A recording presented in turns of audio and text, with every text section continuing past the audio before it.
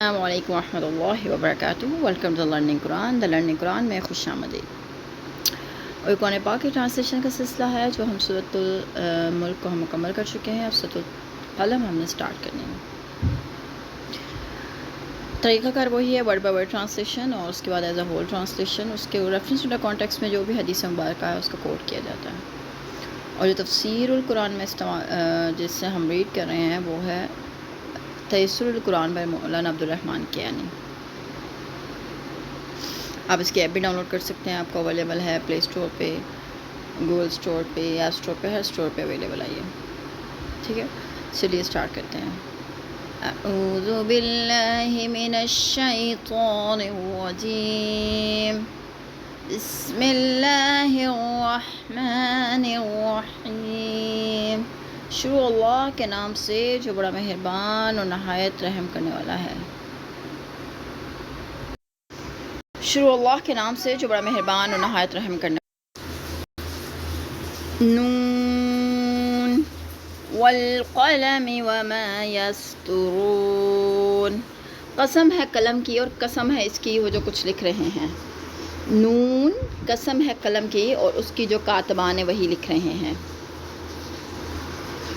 ما انت بنعمت ربک بمجنون، نہیں ہے آپ اپنے رب کی نعمت کے ساتھ مجنون، کہ آپ اللہ کے فضل سے دیوانے نہیں ہیں۔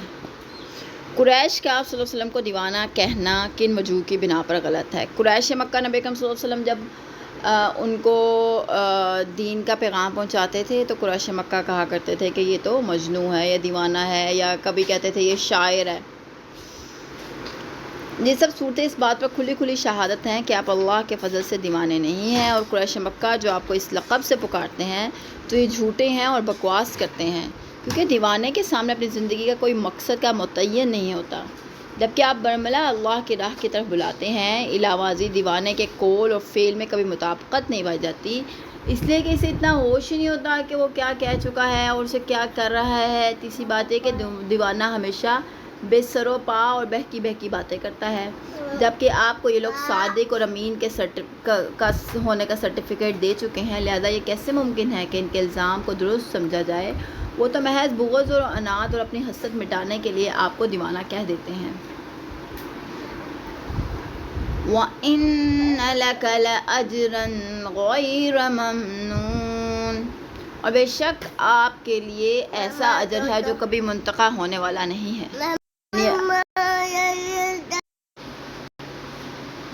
اور یقیناً آپ کے لیے ایسا اجر ہے جو کبھی منقطع ہونے والا نہیں۔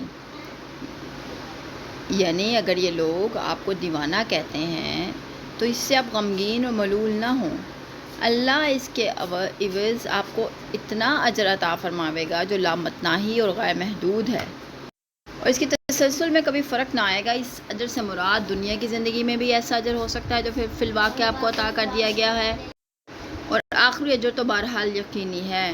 غور فرمائیے کہ کسی دیوانے یا پاگل کا مستقبل بھی ایسا شاندار ہو سکتا ہے جس کا رتبہ اللہ کے ہاں اتنا بڑا ہو کہ اسے چند احمقوں کے دیوانے کہنے کی پرواہ نہ کرنی چاہیے۔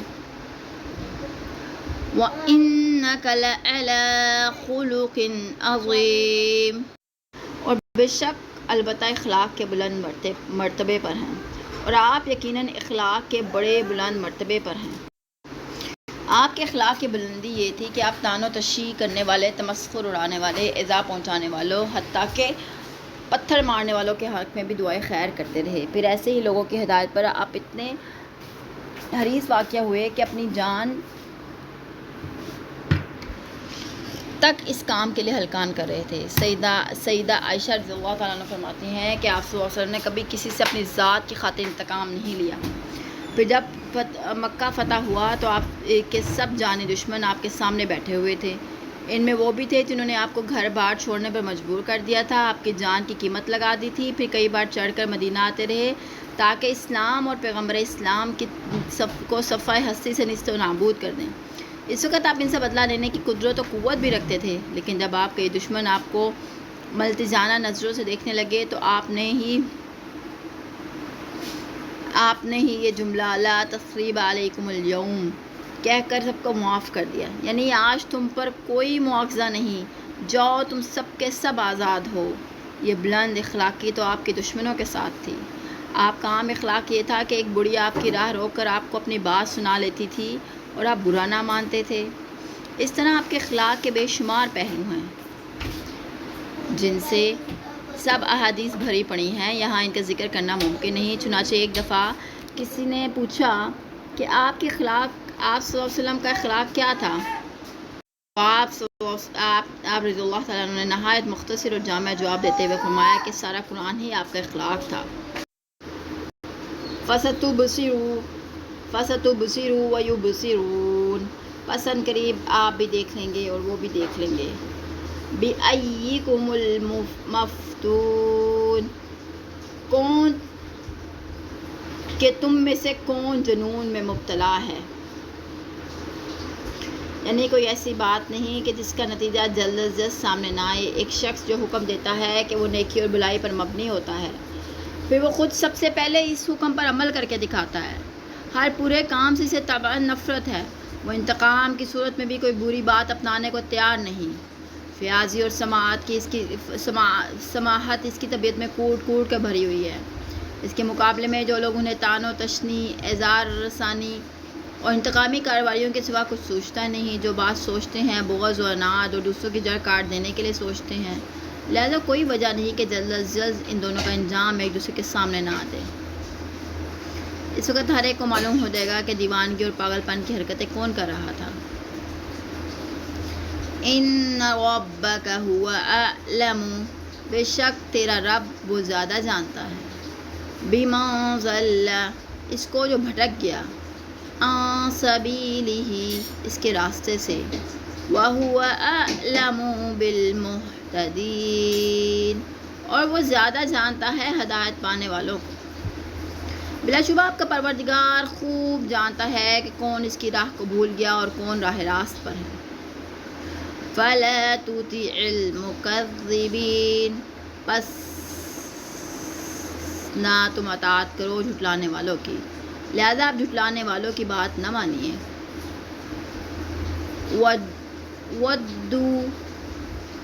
وَدُّوا لَوْ تُدْهِنُ فَيُدْهِنُونَ، وہ تو چاہتے ہیں کہ آپ نرم رویہ اختیار کریں تو وہ بھی نرم ہو جائیں۔ کافروں کی حق و باطل میں سمجھوتہ کی کوشش۔ کافروں کا مطالبہ یہ تھا کہ آپ ہمارے بتوں کو برا کہنا چھوڑ دیں۔ ہم معاذ اللہ ان کے بتوں کو کوئی گالیاں تو نہیں دیتے، بلکہ صرف یہ کہتے ہیں کہ بت نہ کسی کا کچھ بگاڑ سکتے ہیں نہ کچھ سنوار سکتے ہیں، ان کے تصرف اور اختیار میں کچھ بھی نہیں ہے۔ تو چونکہ مدتوں سے ان کافروں میں اعتقاد چلا آ رہا ہے تو ہمارے یہ معبود ہمارا بگاڑ بھی سکتے ہیں اور سنوار بھی سکتے ہیں، لہذا وہ آپ کی اس تعلیم کو بھی اپنی بھی توہین سمجھتے تھے، اپنے آباء و اجداد کی بھی اور اپنے بتوں کی بھی۔ ان کا مطالبہ صرف یہ تھا کہ آپ ہمارے معبودوں کو کچھ نہ کہیں، ان کی شان میں کوئی توہین یا گستاخی کی بات نہ کریں، ہم آپ کے معبود کے حق میں کوئی ایسی بات نہ کریں گے جس کے جواب میں اللہ تعالیٰ نے فرمایا کہ حق و باطل پر کبھی بھی سمجھوتا نہیں ہو سکتا۔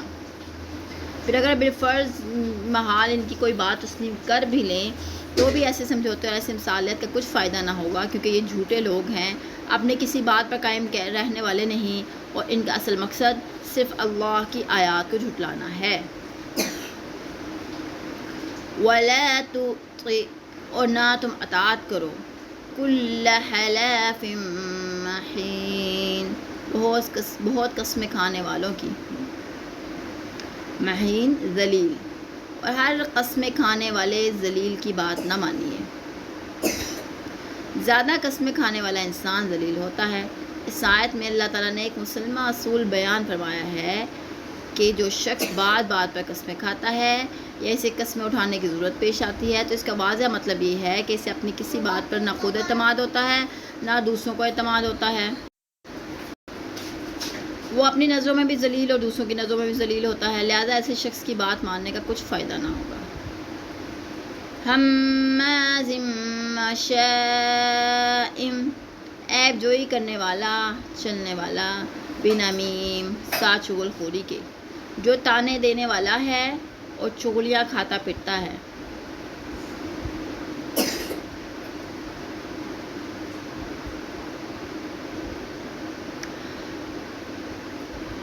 آیت نمبر 9، 10 سے 13 تک 4 آیت میں کافروں کے ایک رئیس کی اخلاقی حالت کو رسول اللہ کے مقابلے میں پیش کیا گیا ہے۔ اس کا نام لینے کی ضرورت اس لیے پیش نہیں آئی کہ ان صفات والا کردار صرف ایک ہی تھا، اور اس کی یہ صفات پڑھ کر ہر ایک کو معلوم ہو جاتا تھا کہ ان آیات کا روئے سخن کس کی طرف ہے۔ یہ قرآن کی انتہائی حکمت کی دلیل ہے کہ کسی برے شخص کا نام لیے بغیر محض صفات سے اس کی نشاندہی کر دی جائے، اور ہر ایک کو معلوم ہو جائے کہ جس شخص میں یہ اور 4 صفات پائی جاتی ہوں وہ ایسے اخلاق کا مالک ہوتا ہے۔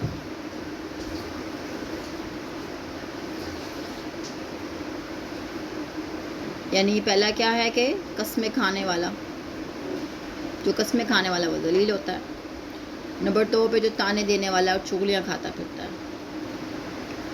نمبر 3 آیت نمبر 12 دیکھتے ہیں، اس میں کیا ہے؟ نمبر 3 میں مناع للخیر معتد اثیم، بھلائی سے ہر دم روکنے والا، حد سے بڑھنے والا گنہگار ہے۔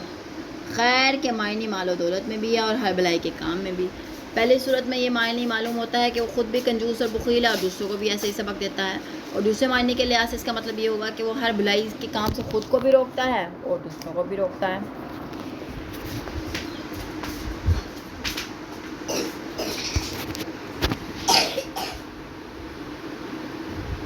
عُتُلٍ بَعْدَ ذَلِكَ ظَنِيمٍ، بڑا اجڑ ہے اور ان باتوں کے علاوہ بد اصل بھی ہے۔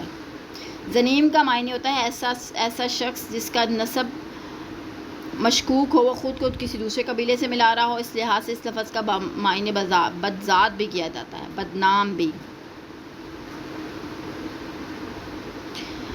بعض مفسرین کا خیال ہے کہ شخص ولید بن مغیرہ تھا جو ابو جہل سے پہلے قریش مکہ کا رئیس تھا۔ اس کے نسب کا 18 سال بعد پتہ چلا۔ واللہ علم۔ ان کان ذا مال و بنین، اس بنا پر کہ وہ مالدار ہے اور بیٹوں والا ہے۔ یعنی ان تمام قباحتوں کے باوجود کیا صرف اسی لیے اس کی بات مان لی جائے کہ وہ خاصا مالدار اور صاحب اولاد ہے اور صاحب مال ہے، اور اولاد ہونا کوئی ایسی صفات نہیں کہ ایسے شخص کی اطاعت کی جائے۔ مال و اولاد ہونا کوئی ایسی صفات نہیں کہ کسی شخص کی اطاعت کی جائے۔ آیت نمبر 14 ہم نے یہاں مکمل کی ہے۔ نیکسٹ ویڈیو میں ملاقات کرتے ہیں۔ اللہ حافظ۔